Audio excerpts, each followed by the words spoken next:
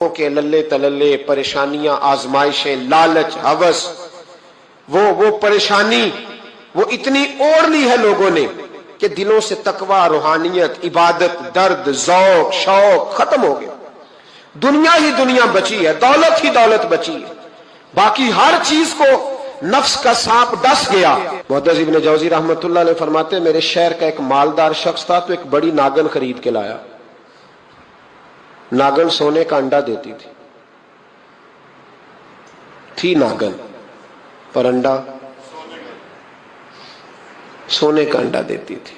اس کے بال بچوں نے بھی، ایک ہی بیٹا تھا، بیوی تھی، انہوں نے کہا ابا یہ ناگن ہے، اس کا کام دسنا ہے، تو خیال کر۔ کیا کہا تھا حضرت سلطان بہو نے؟ کھارے کھو کدی مٹھے نہیں تھیندے، پاویں سہ منا گڑ پائیے تے سپاں دے پت کدی میتھ نہیں تیندے، پاویں چولیاں دودھ پیائیے، اس کی فطرت میں ڈسنا ہے۔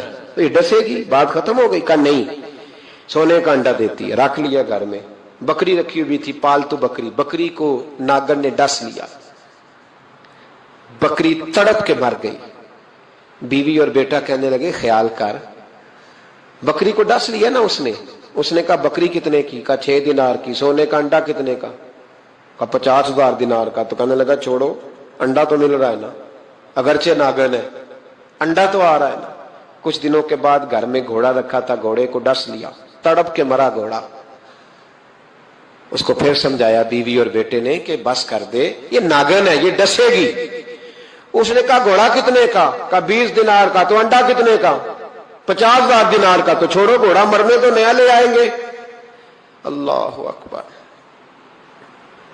ایک نوکر گھر میں رکھا تھا جانوروں کو چارہ ڈالنے کو۔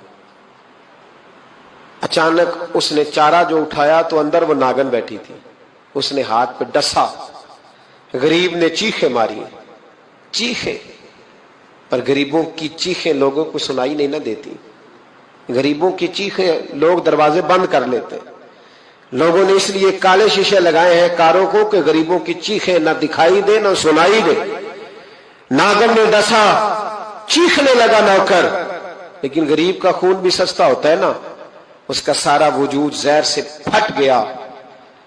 لیکن مالک کو ترس نہ آیا، کہنے لگا نیا ملازم آ جائے گا۔ اب بیوی اور بیٹے نے پیروں میں بیٹھ کے سمجھایا کہ بس کر دے، اس کو چھوڑ دے کہیں یا مار ڈال، کہ ناگن ہے۔ اس نے کہا پاگل ہو گئے ہو، کبھی سونے کا انڈا دیکھا ہے؟ سونے کا انڈا دیتی ہے۔ وقت گزرنے لگا، چند مہینے سکون کے گزرے، لوگ بات بھول گئے۔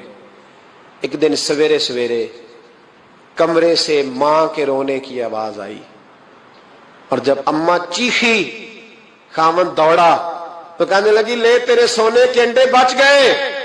اور وہ دیکھ میرے بیٹے کو ڈس کے بستر سے اتر گئی ہے، وہ دیکھ میرا اکلوتا بیٹا۔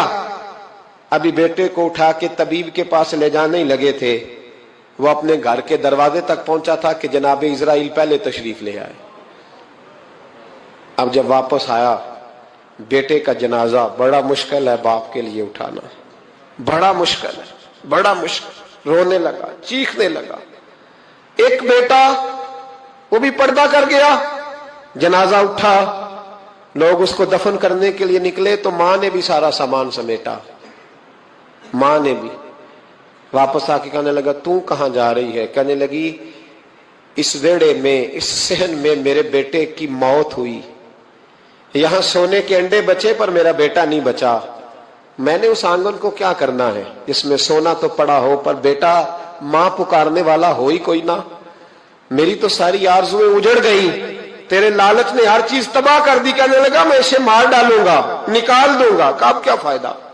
تو ختم ہو گئی بات۔ دے قدراں کچھ قدر نہ جاتی، کیتی خوب تسلی ہوں، دنیا دار پجاری زر دے، کتیاں دے گل ٹلی ہوں، اب کیا فائدہ؟ بی بی نکلی تو شخص چوک میں آیا، ڈنڈا لیا، ناگن کو مارا۔ اور ابن جوزی فرماتے ہیں وہ پاگلوں کی زندگی بسر کرتا تھا، اس کے دائیں بائیں سونے کے انڈوں کا ڈھیر لگا ہوتا تھا، وہ لوگوں کو کہا کرتا تھا میرے جیسے لالچی نہ بننا، میرے پاس نہ بیوی بچی، نہ بچے بچے، نہ گھر بچا، نہ کوئی وفادار بچا، ہاں میرے پاس دولت بچ گئی۔